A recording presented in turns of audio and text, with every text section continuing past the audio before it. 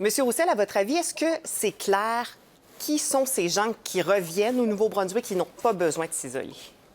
Non, je pense qu'il y a vraiment un besoin d'éclaircissement dans l'arrêté d'urgence obligatoire. Il y a deux dispositions qui sont importantes ici. À l'article 8, on dit qu'en ce qui a trait à tous les voyages non essentiels au Nouveau-Brunswick, c'est interdit.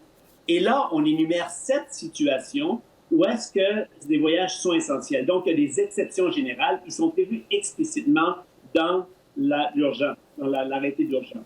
En ce qui a trait cependant au fameux isolement de 14 jours, la seule disposition, c'est l'article 6, qui dit que tout le monde qui arrive finalement dans la province doit s'isoler, sauf si on a une exemption de la médecin-chef hygiéniste dans la province.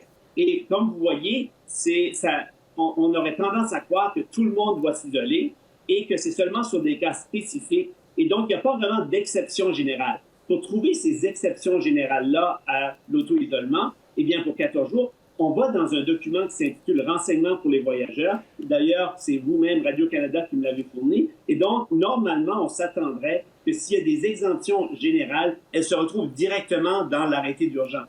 Rappelez-vous ici là, que la liberté des gens est en question, c'est-à-dire que pour 14 jours, ces gens-là, dans une société libre et démocratique, ne peuvent pas faire ce qu'ils veulent. Et donc, c'est très sérieux. Et s'il y a effectivement des exemptions générales, eh bien, je pense que ça devrait se retrouver dans ce document-là et non pas fouiller dans des renseignements généraux pour voyageurs qu'on retrouve sur un site Internet.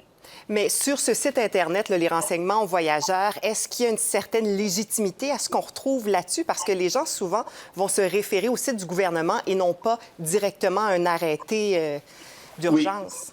Oui. Ben, je pense que, donc, si déjà ces dispositions-là se retrouvaient dans l'arrêté, ça serait bien. Mais si on regarde vraiment les renseignements, une des situations à laquelle vous faites référence ce soir, c'est la situation où quelqu'un va pour des soins médicaux qu'on ne retrouve pas dans la province, doit aller à l'extérieur.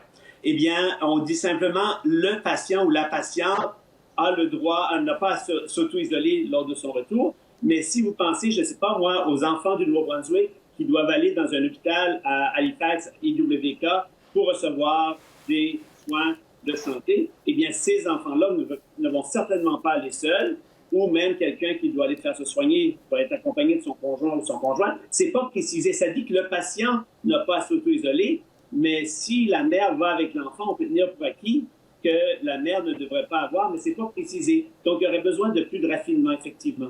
Est-ce qu'il y a des risques aussi de retrouver certaines incohérences entre un document légal et des renseignements aux voyageurs?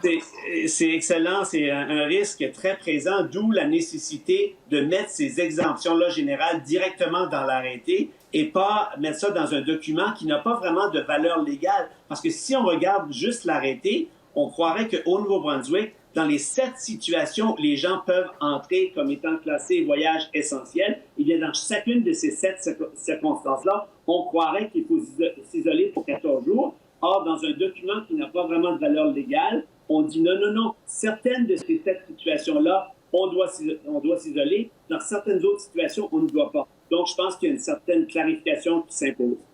Et entre-temps, pour les gens qui se demandent s'ils doivent s'isoler ou non, qu'est-ce que vous leur conseillez? Est-ce qu'ils devraient contacter directement le gouvernement? Moi, je pense qu'on fournit un numéro de téléphone, ce site-là, je pense qu'on doit l'utiliser. Et effectivement, le danger également, c'est lorsque les choses ne sont pas précises. Imaginez les gens qui, à la frontière, doivent appliquer ces critères-là. Et donc là, quand quelqu'un appelle, par exemple, à Fredericton et se fait dire que c'est une zone grise, eh bien, imaginez l'incertitude dans laquelle on se retrouve, parce que cette zone grise-là va finalement être interprétée par quelqu'un à la frontière qui n'a pas des critères précis et c'est très dangereux, surtout lorsqu'on parle d'une situation, par exemple, qui met en jeu la liberté des gens. Serge Roussel, merci beaucoup. Ça m'a fait plaisir.